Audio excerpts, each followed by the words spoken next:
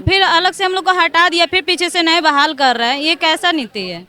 करना है तो सही तरीके से रखे ना। खाता है नीतीश कुमार क्यों? कहते अगर हैं आप कि 10,000 ही महिलाओं दे रहे हैं किसी को तो वो 10,000 उसके अकाउंट पे दीजिए ना, कि उसके पैसा उसका हक का पैसा है। आधा कमीशन तो ठेकेदार खा जाता है। जी, अपने बिल्कुल। बच्चों को मैं कह जन्म रहा हूं ना, दिया मेरा है। जांच हम भी रोटी खाते हैं, हमारे बच्चे भी रोटी खाएंगे, तो कहां से खाएंगे यदि सरकार हम लोगों को ऐसे बेरोजगार कर देगी। थमाने का काम दिया जा रहा है।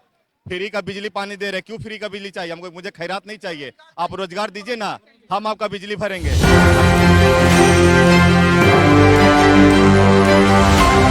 नमस्कार, मैं राहुल कुमार, आप देख रहे हैं न्यूज़ 24। मैं इस वक्त मौजूद हूँ गर्दनी बाग धरना स्थल पे। बता दें कि लगातार जो ऐसे शिक्षाओं को जो हटाया गया उसको लेकर आज धरना पर बैठे हुए हैं। जानते हैं कि उनकी मांग क्या है, क्या मांग को लेकर आज धरना पर बैठे हुए हैं। देखिए, हम लोग शिक्षा विभाग में आउटसोर्स के तरफ से बहाल हुए लगभग 8 से 10 हजार कर्मचारी हैं। जो इसके पूर्व में जो एस सिद्धार्थ जो हम लोग के एसीएस थे, वो सिर्फ एक VC के माध्यम से हम लोगों को ये कह करके निकाल दिया गया है कि ये लोग कचरा है। बिहारियों का सबसे पहले तो अपमान किया गया है उनके द्वारा। हम ही लोग जाते हैं, अगर बाहर में जाते हैं तमिलनाडु वगैरह, तो वहाँ भी बिहारियों का अपमान किया जाता है। और एसीएस के द्वारा भी अगर अपमान किया जा रहा है तो हम अपनी शिकायत लेकर कहाँ जाएंगे? सबसे बड़ी बात है कि एस सिद्धार्थ जो है अपनी नाकामी और अपने घोटाले को छिपाने के लिए हम जैसे यूथ जो पढ़े लिखे हैं, जो बीटेक किए हुए, जो MBA किए हुए, उन लोगों को बाहर शिक्षा विभाग से कर दिया गया। उनका घोटाला है 12,623 करोड़ रुपया का जो घोटाला हुआ है शिक्षा विभाग में, उसकी नाकामी को ये लोग छिपाने के लिए हम लोग को हटाया गया है। क्योंकि उनके तरफ से, ये हम नहीं कह रहे, ये एक आंकड़ा कह रहे, शिक्षा विभाग एक आंकड़ा जारी किया है फरवरी के महीने में कि भवनहीन विद्यालय का मतलब ये होता है जीरो क्लासरूम विद्यालय। जीरो क्लासरूम विद्यालय का मतलब होता है कि जो भवनहीन विद्यालय है। टोटल आंकड़ा पूरे बिहार में अगर देखा जाए तो 18,888 ऐसे विद्यालय हैं जो जीरो क्लासरूम विद्यालय मतलब भवनहीन विद्यालय हैं। तो इसका मतलब ये हुआ कि उसकी जो धनराशि सालों साल जो जा रही है वो किसके खाते में जा रही है? उन लोगों के विद्यालय के नाम पे जो चापाकल जो बनाया जा रहा है, विद्यालय नहीं है, सिर्फ कागज पे चल रहे विद्यालय, उनके नाम पर चापाकल आ गया, सैंक्शन हो गया, उसके पैसा कहाँ जा रहा है? ये टोटल जो घोटाला हुआ है, शिक्षा मंत्री सुनील कुमार के भी रीजन में हुआ है, एस सिद्धार्थ के रीजन में हुआ है, टोटल घोटाला हुआ है 12,623 करोड़ रुपए। इतना बड़ा घोटाला फिर भी सरकार चुप है। सरकार तो चोर चोर मोसेरा भाई ना, चोर चोर तो मोसेरा भाई होते हैं। उन लोगों को भी दिख रहा है कि हम सरकार में हैं, तानाशाही रवैया अपना रही है। हम लोग अपनी जो आवाज है उन लोगों को दिखा देंगे।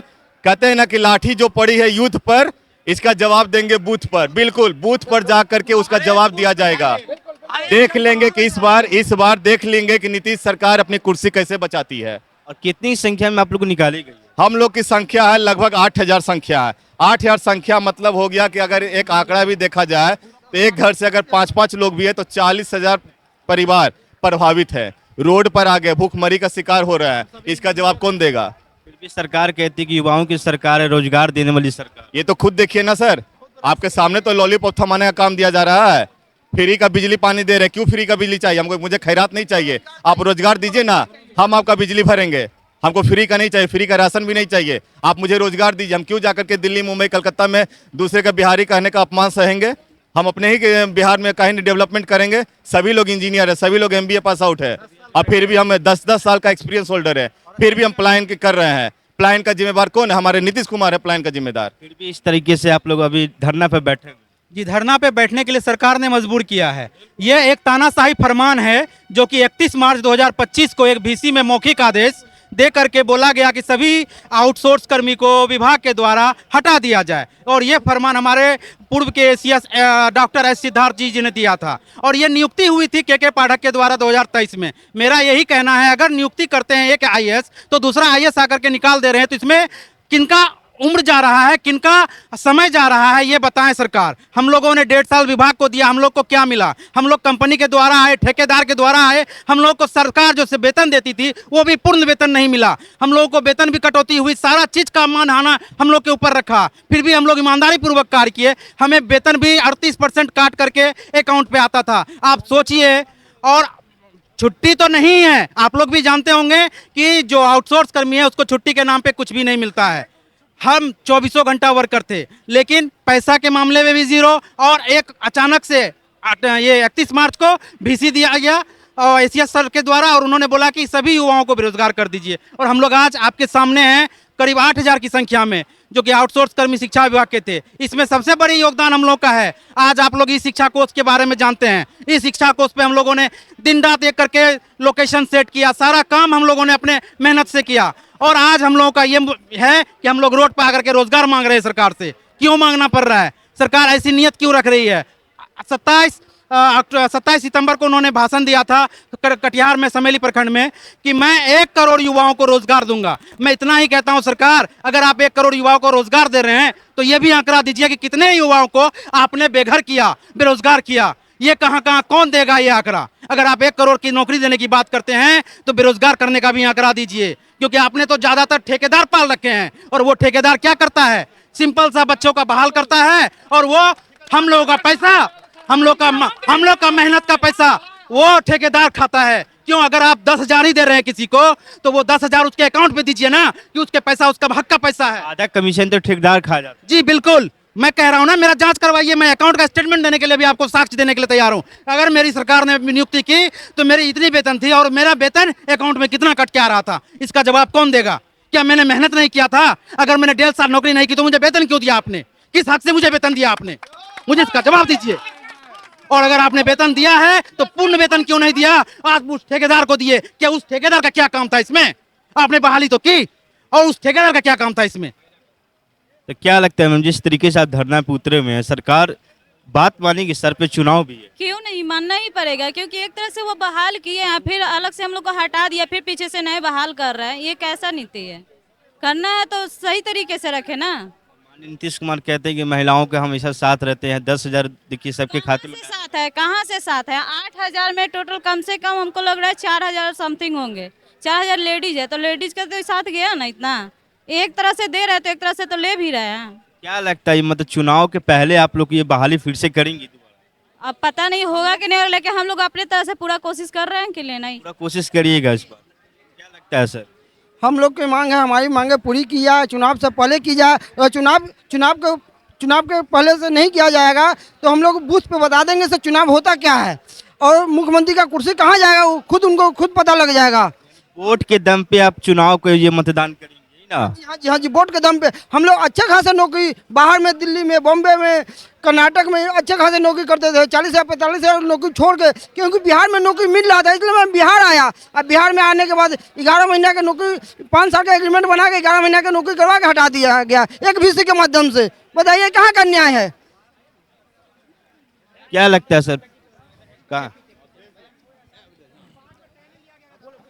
पूरे तरीके से सर, जिस तरीके से मतलब 8,000 की संख्या में लगभग आप लोग की जो संख्या है, और इस तरीके से धरना पे उतरे में सर पे चुनाव हुए, क्या कहना? धरना उतरना हमारा मकसद नहीं था, धरना पे आना हमारा मकसद नहीं था। हमारा मकसद था, हम जिस मकसद से विभाग में आए थे, हमारा मकसद था परियोजनाओं का सुलभ संचालन, चुनावी व्यवस्था हो या फिर स्कूली व्यवस्था हो, हर व्यवस्था का हम लोग सुलभ संचालन करते आ रहे थे। हम लोग मजबूर हुए, हम लोग दर दर की ठोकर खाए, हम लोग हर मंत्री, हर विभाग के आला अधिकारी के पास गए, गुहार लगाए, हम लोग मजबूर हुए। उसके बाद हम लोग ये रोड का सहारा लिए हैं कि आपके माध्यम से सरकार, अधिकारी तक हम लोगों की दर्दनाक आवाज जाए कि हम भी इस बिहार की मिट्टी में जन्म लिए एक व्यक्ति हैं, हमने भी अपने बच्चों को जन्म दिया है, हम भी रोटी खाते हैं, हमारे बच्चे भी रोटी खाएंगे तो कहाँ से खाएंगे यदि सरकार हम लोगों को ऐसे बेरोजगार कर देगी। हम लोगों की नियुक्ति 5 वर्ष के लिए कम से कम हुई थी, और हम लोगों को साउथ इंडिया से आने वाले, तेलंगाना तमिलनाडु के IAS आने वाले, वो यूपी नॉर्थ बिहार के ACS के बहाली को गलत बताकर कि ये बहाली गलत हुई है, और ये कहकर ACS की लड़ाई में हम बेचारे बिहारी युवा बेरोजगार हो गए हैं। हमारी बच्चे, हमारे परिवार कहाँ जाएंगे? इसका जिम्मेवार कौन है? यदि बिहार में बहार है तो फिर ये युवा क्यों बेरोजगार है? पूछता बिहार है। कौन गुनहगार है? बताइए नीतीश कुमार, कौन गुनहगार है इस बेरोजगारी का? हम लोग आज बेरोजगार हुए हैं। हम लोगों को विभाग में रहते हुए विपाट जैसी संस्थाओं से हम लोगों को ट्रेनिंग दिया गया था और उस ट्रेनिंग को 6 दिवसीय हम लोगों को आवासीय प्रशिक्षण मिला। हम लोग बीटेक एमबीए वाले हैं जो पूर्व में 5 वर्ष 10 वर्ष नौकरी करके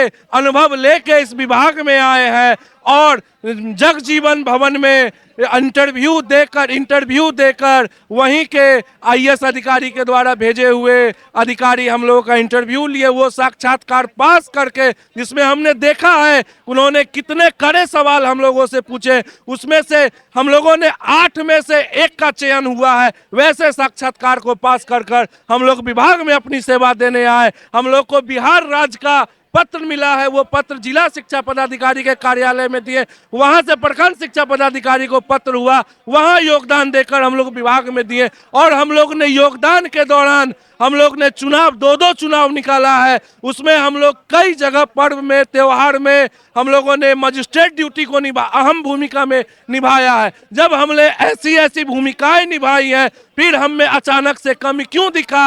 जब एक तेलंगाना या तमिलनाडु या साउथ इंडिया के एसीएस आते हैं उनको कमी दिख जाता है, क्योंकि उनकी लड़ाई अपने बैचमेट से है और बदला बिहारी लेता है। यहीं के जब आईएएस अधिकारी दूसरे विभाग में जाते हैं, दूसरे राज्य में जाते हैं, वहां की तरक्की हो जाती है और दूसरे राज्य का एसीएस यहाँ आते हैं, आईएएस यहाँ आती है, तो बिहार की व्यवस्था क्यों नीचे गिरते जा रही है? इसका जवाब कौन देगा? यदि हम लोग बेरोजगार हुए हैं, बेरोजगारी की मार हम यूथ पर पड़ी है, तो निश्चित आप निश्चिंत रहिए कि आपको भी जवाब बूथ पर मिलेगी और हर एक इसी उंगली से आपके खिलाफ बूथ पर बटन दबाएगा, सभी बिहारी दबाएगा और देख रहा है कि किस तरह हम लोग बेरोजगार हुए हैं। उस बेरोजगारी का अगर भरपाई नहीं करते हैं तो हम लोग भी आपके खिलाफ जाकर प्रदर्शन करेंगे और आमरण अनशन करेंगे। अगर जरूरत पड़ेगी तो आत्मदाह कर लेंगे, बढ़ जाएंगे, लेकिन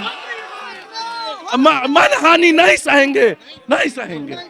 जिस तरीके से एसीएस की तरफ से जो निकाली गई थी, यानी 5 वर्षों तक ली गई थी, नियुक्ति पत्र दी गई थी, पर 11 महीने के अंदर में निकाल दी गई थी। 18,000 लगभग कर्मचारी जो है बेरोजगार हो गए और सड़क पे आज उतर गए गर्दनीबाग धरना स्थल पे। इसी तरह तमाम वीडियो के साथ बने रहे, देखते रहे न्यूज़ 24।